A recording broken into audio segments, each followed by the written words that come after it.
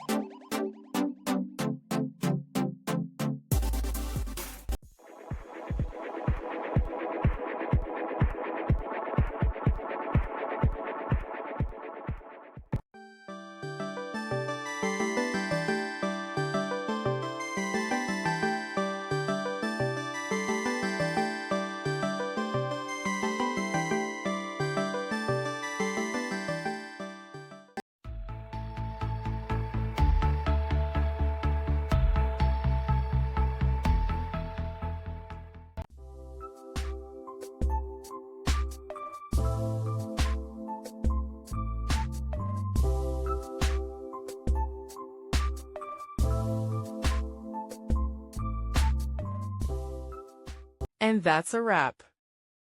I hope you found the answer you were looking for. If you did, take a second to hit that subscribe button. It really helps out. And let me know in the comments which solution worked best for you. See you next time in the debug zone.